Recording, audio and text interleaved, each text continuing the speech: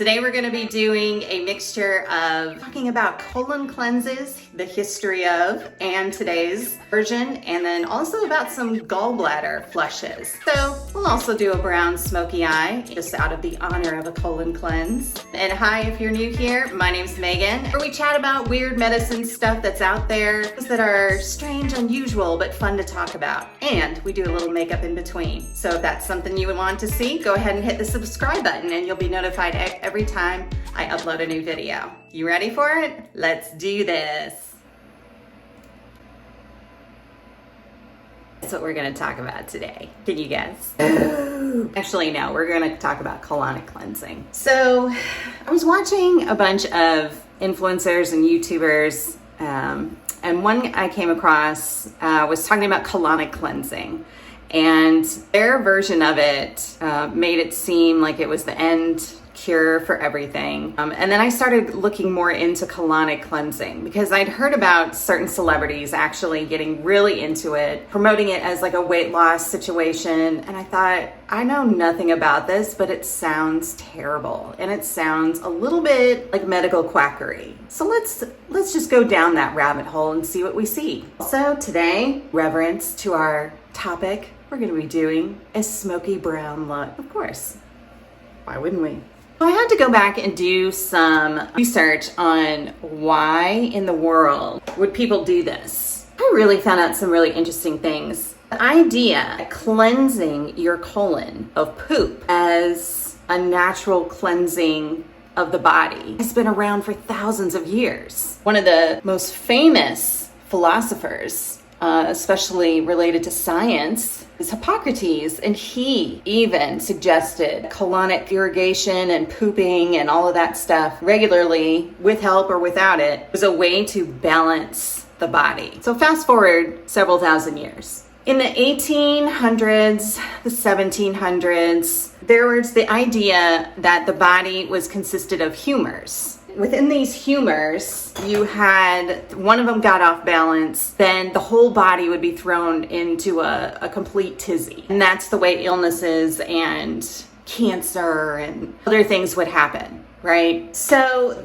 people got really on board, especially in the 1800s, with the idea of auto-intoxication. Now, auto-intoxication is a term in which your body becomes overrun with toxins, whether it's from environmental issues, whether it's what you feed yourself, whether it's disease processes, it's all related. You are not pooping enough, creating this imbalance in your body. Nothing is going the way it should. Okay, and by the way, I'm gonna be using Melt Cosmetics, a rust palette for our colon look today. They have Melt Cosmetics. If you've never tried their palettes, their eyeshadows are to die for. And they are so pigmented. So go with a light hand because a little goes a long way.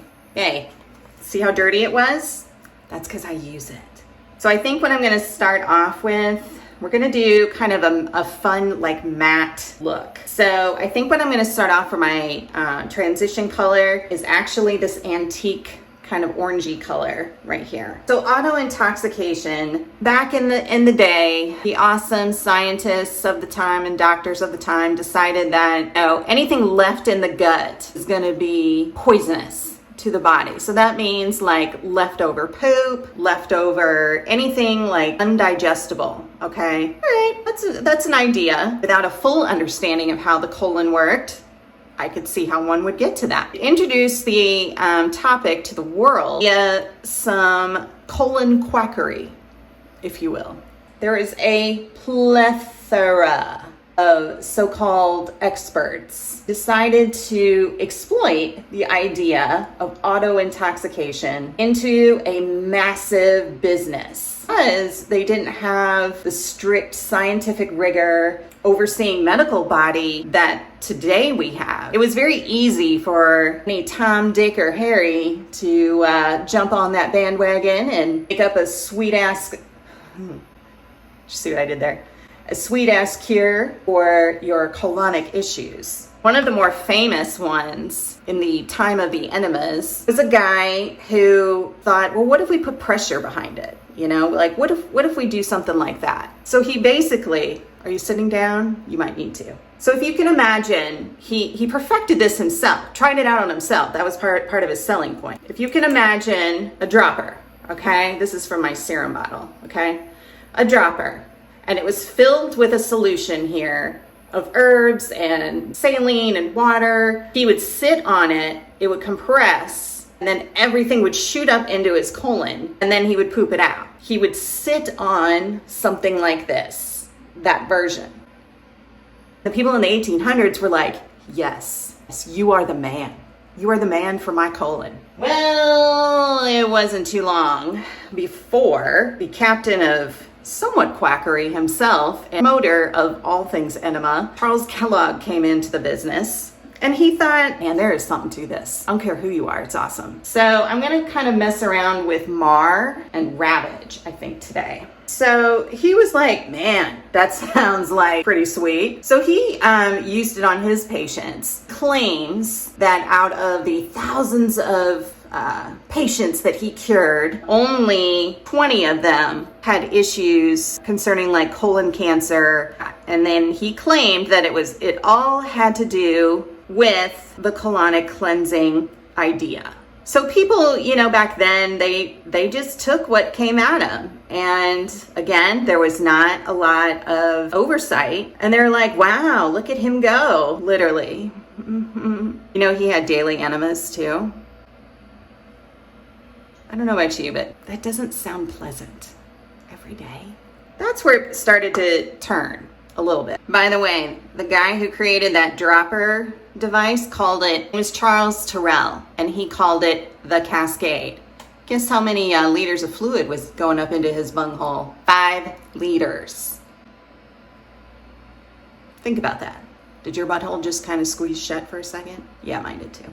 So it seemed like mainstream, the more aggressive the marketing, the more people got on board with it. Big dollar, so it really took off for a while. But then the skeptical folk, scientists of really brilliant scientists of our time, stopped to say, there's something not right here. There's something not right. It was in 1906, and the American Medical Association created their version of an oversight committee to look at the propaganda of this so-called miracle cleanse for auto-intoxication. Keep in mind, this is still the time when everything was fine and dandy, and even one of the Nobel Prizes in science was like backing it, which is kind of insane when you think about there was no actual evidence being presented. The American Medical Association had a guy by the name of Arthur J. Cramp. I'm not going to dog him for his name, but Dr. Cramp, colon, anyone?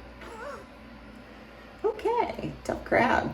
So anyway, Arthur Cramp decided, okay, we're going to really look into this claim. And sure enough, they found that this theory of auto-intoxication was wrong. And it could be very dangerous for some people to go about this so-called cleanse, especially if they didn't consult their physician or their pharmacist, whoever they used first. If they just decided to go ahead and treat themselves, should never do. These look even, kinda. Okay, just taking my fluffy brush and softening some of our edges here.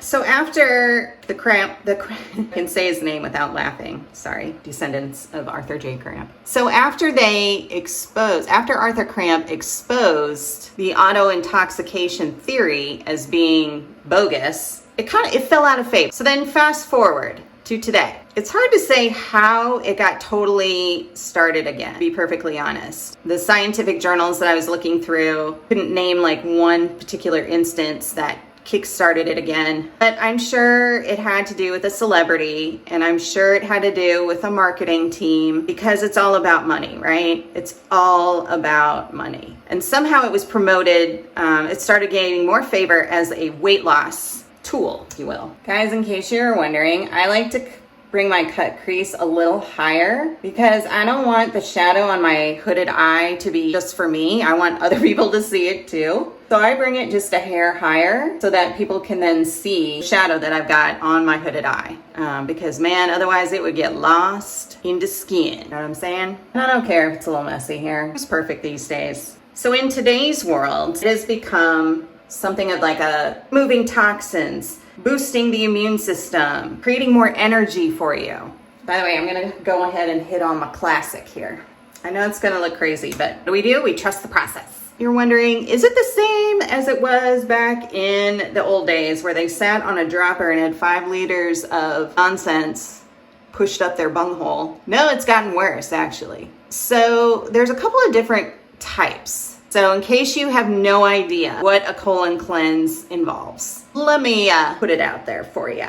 Basically, today's colon cleanse has more to do with, they prep you a little bit by giving you a type of mini fiber pill or something like that to kind of start prepping you for it. And then you go to the clinic, you have a garden hose, more or less, stuck up your butthole. Now, that is a place that I like to call the exit only. Things should not be put up into the rectum unless it is for medical purposes. Okay, I hear you. You're like, well, it is for medical purposes, Megan. No, this is not a treatment that is condoned by the medical community. Let me say it a little louder for the people in the back. It is not endorsed by medical scientific professionals. There's no, I repeat, there is no scientific clinical trials done within the last 20 to 30 years that say anything validating colonic irrigation, hydrotherapy, cleansing of any kind. I don't know how else to say that. You know, you can yell at me all you want, but that's the facts, ma'am. So anyway, they put a giant garden hose up your butthole in the exit only, and then they start flushing you with a mixture of warm water. Some people use like a warm saline mixture. Sometimes they'll put herbs in there, which has its own downfall because you don't always know what that concoction is. Then they clamp it and let things start coming out because it's going to make you cramp and then everything comes out. Okay, in theory. And then you have a sphincter now the size of like yay. And if you cough too hard, you may shart yourself. Okay, just saying. It's not like it goes back to normal like that. Okay, think about that one. Okay, our eggs are starting to look good. So all I'm gonna do is take my brush. I'm not gonna add anything extra to it. And I'm just gonna start kind of deepening here and adding in. Guess how much fluid they sometimes put up into your large intestine? Guess how much? 60 liters. 60 liters. Imagine 60 liters, okay? Imagine, if you will, 60 liters of fluid going up into your large colon. People describe it as a feeling of like a little bit of crampiness, slightly uncomfortable. Sometimes a hydrotherapist will actually push on your belly and massage your belly a little bit to get things moving, I guess. I have no idea how else that would work, to be completely honest with you. I mean, that's 16 gallons. You ever had food poisoning and you crapped water out for days?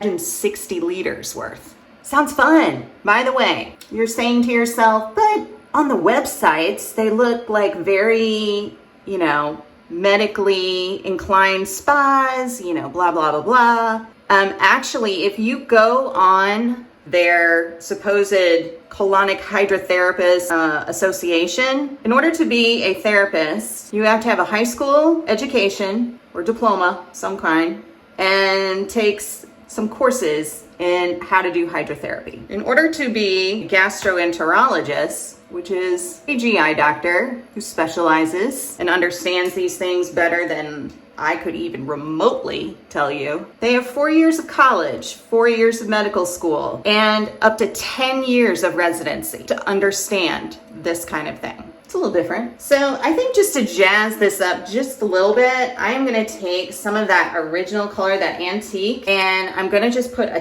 tiny bit of that erode color because it's just kind of pretty. I'm just gonna put it on the outside and create kind of a gradient here. So I kind of wondered, okay, well, what does the other side say about colonic therapy? So I went on a Journal of herbal pharmacotherapy. I was curious to see, like, what was their take on it? Well, they kind of have some like non-statements. They basically said that there is not a lot of science there. The overarching theory is correct. The problem is that I have with this is that these colonic clinics are promoting something. Well, I guess we're going to do a huge ass swing. That wasn't my intention, but here we are. And using the general public ignorance of the subject and preying on the psychological needs of the client. So when you're looking at these type of places, the biggest thing you want to know is most people that I looked at when I researched this, people wanted to know that it was clean and that it was safe.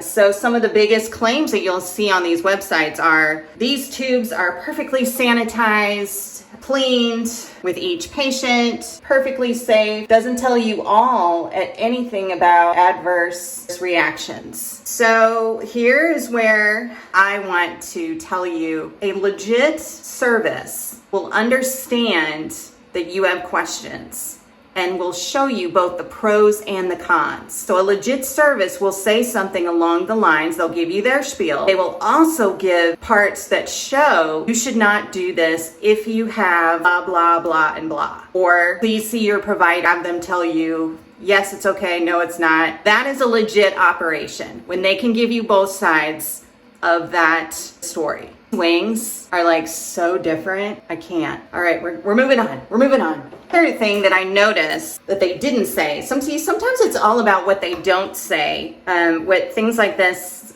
places, clinics like this don't say that make all the difference. So if they clean and sanitize these garden hoses that go up your bunghole, how many different ways can we say that, I wonder? That means that it's not one garden hose per client. It means that somebody else's bunghole has used that garden hose. Otherwise, say that in their description.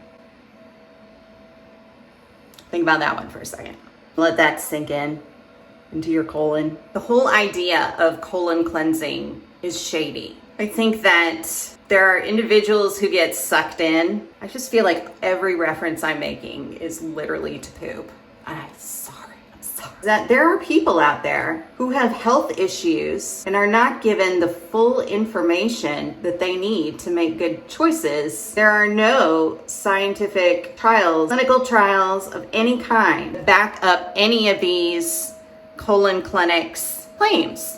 They also, some of them, not all of them, have been contacted by the FDA to ask them if they can submit their device for testing for FDA approval, for medical, it's like a medical treatment. They refuse. Not a single one said yes. If you can't back up your equipment with the FDA that you're using in someone's body and you're claiming that it is for medical treatment, that is a humongous red flag for me. So let's talk about what the bad stuff that could happen. We can talk about all the science stuff all day long, but what could actually happen? Well, let's say you are a person who has a little bit of high blood pressure but you're treated for it. One of the claims that colon cleansing makes is that it's good for people with, lowers blood pressure, all that, arthritis, skin issues, IBS, all of these crazy claims. So what if you have high blood pressure? If you're chronically stopped up, it might help your blood pressure to take some fiber. It's pretty much common knowledge that after you take a giant poop, your heart rate and your blood pressure lower. Why am I like this? But let's say you're Joe Normal, okay? You're Joe Normal. You're just doing your thing. And you're like, yeah, I want to lose 10 pounds, 20 pounds. And they claim it's good for weight loss. Sweet! And you go and you sign up for that. Okay.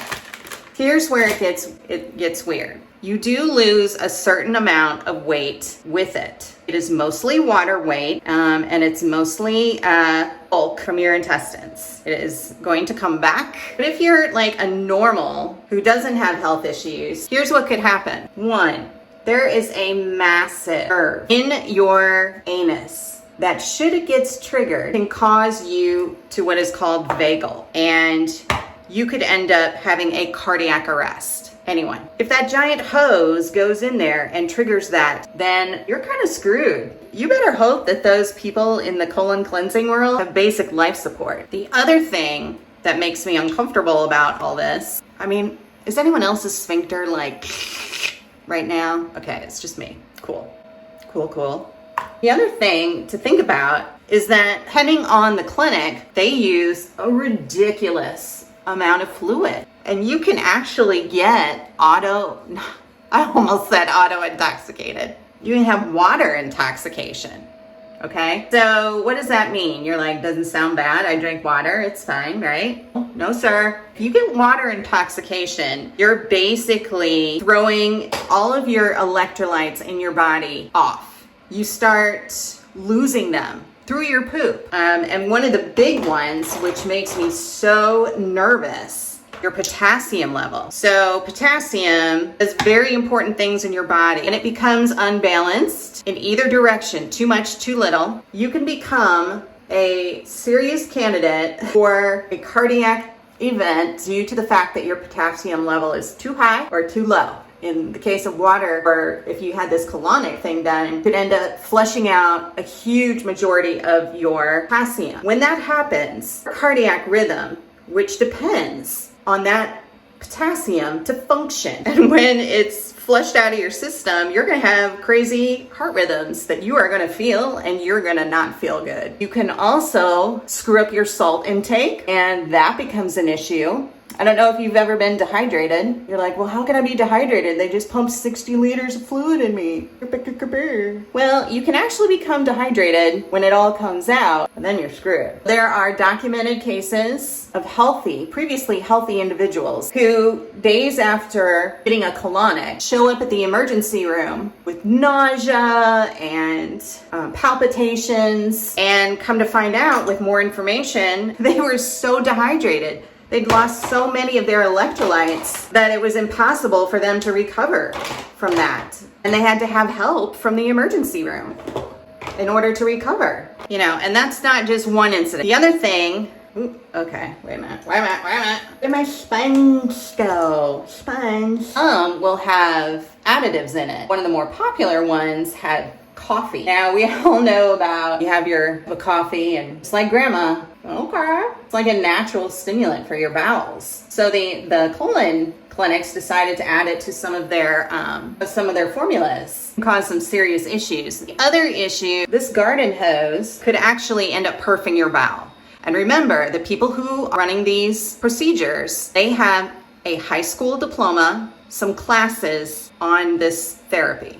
That's it. So you have somebody sticking something up into body part that it has a lot of jobs and has fragile tissue. You know what happens when you perf the bowel? You have to have emergency surgery, okay? There's no ifs, ands, or buts about it. Buts. I said buts. I don't want to be that person trying to explain it in the ER. I just went for a cleanse, man. I'm going to a wedding this weekend. I wanted to lose a couple of pounds, fit into my cool-ass dress. I felt this horrible pain as this person put the tube up my butt. That somebody is going to be like. So let's move on. Let's talk about something else. Let's talk about another kind of flush that has gained more popularity in the last couple of years, and that is the gallbladder liver flush. The gallbladder liver flush, the reason I have struggles is because if you go on Amazon and you type in liver cleanse or gallbladder cleanse, you will find a large amount of books. Most of them are a mixture of Ayurvedic medicine, naturopathic, homeopathic medicine, Chinese medicine. I'm not going to dog those communities. I do take issue with the fact that some of these are claiming science and backing it up with claims that here's the science, blah, blah, blah. And actually, they're not claiming the science. They're claiming the theory of the science, not the actual treatment, the theory behind it. Well, what is this type of cleanse, must you ask? First of all, let's back up. You know what gallbladder stones are caused by? Poor diet, mostly. Your favorite Bojangles, Kentucky Fried Chicken, the Burger King. Fried fatty foods, my friends. Those gallstones will get up on there and start creating some sludge. When it starts creating some sludge is when you start getting some problems. But. Again, But back to what this cleanse says. So if you were to, let's say you decide I'm gonna try it anyway, even though my doctor says it's bogus, even though my provider says it's bogus, I'm gonna try it anyway. Cool, cool, cool, cool. If you hear a weird noise in the background, it's my fan. I'm a problem eliminator, okay? You need to first follow a specific kind of diet. If you read between the lines, diet is actually something that your provider would tell you to do anyway. A really low fat, high fiber diet. Those gallstones, ones that can pass, that aren't stuck in there creating all kinds of pain for you, they're made of cholesterol. Cholesterol builds up and the stones are in the gallbladder. They can be then pooped out. So you're on this diet and then you switch to that wasn't enough fun for you. You start doing liquids. This is where it gets ugly. They have you drink Epsom salts, warm water. Epsom salts are actually magnesium sulfate. Magnesium is just like we talked about with potassium, if you have too much, you're gonna have some symptoms and it's not gonna be pleasant. If you have too little, you're gonna have some symptoms and it's not gonna be pleasant. So you're basically drinking a natural laxative every 8 hours or so. In warm water, no less. Guys, there's this new trend with brows that I kind of want to try called Spock brows, where you like shave off the tail end and you kind of have this, should we do it? Should we do it? Should we do it? I kind of want to. Is that weird? Oh my God, I almost put lipstick on my eyebrows.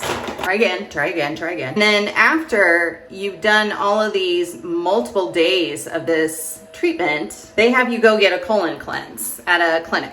And we all know what I think about that. People will post photographs of their poop and show like stones that have like come out of their poop and say, oh my gosh, it really works. Look at the size of these stones, yada, yada, yada. In actuality, if those stones, oh yeah, by the way, you know what else you would have to take besides the Epsom salts? To drink olive oil. Warm olive oil. So when they tested these so-called stones, tried to, validate their so-called theory, they weren't made of cholesterol, they were made of olive oil and bacteria, which is normal. Cue the cricket noise. How about instead of eating a high-fat diet, focus on fiber foods in the first place? How about we do prevention? Then we don't have to have this conversation, debate this. If you're wondering, there are no scientific trials that are recognized by the US medical associations. There are no trials, none, zero, that recommend this treatment over the gold standard. Some of the practitioners of Ayurvedic medicine, there were some Russian journals, but it is not recognized by the American Medical Association. The only thing that I found that was even remotely related is that one study and showed some decrease of inflammation of the gallbladder, so decrease in size because it's not swollen anymore. That was after doing diet, not the colonic cleansing. Take that as you will. Make good choices. Ask the providers. Oh my God. So what do you guys think? If I was to read a study tomorrow that said revolutionary, we have all the scientific studies now that say, yes, this is the wonder treatment for all things colon related, I might be on board with that. Anyone else think that their eyeliner can smell fear? I literally almost hold my breath. I heard this rumor, unsubstantiated of course. There are towns that have groups of people have colon cleansing parties. So imagine that invite. Hey friends, want to have a big blowout this weekend? Come on down and shart yourself silly. BYOTP, bring your own toilet paper for the people in the back. And I even read people talking about cleanses just in general, and they talked about how addicting it was. That you're saying you enjoy going to have a tube the size of an anaconda up your butt, and that you find it relaxing. True story. You know what I find relaxing? Not that. You guys want to know what it looks like when you pooed out too much fiber? Green. Sometimes this. Don't ask me why I have those. All right, guys, that's it for me today. We had a lovely discussion about some crazy poop-tastic things. Leave me a comment down below. Stay regular, and I'll see you next time.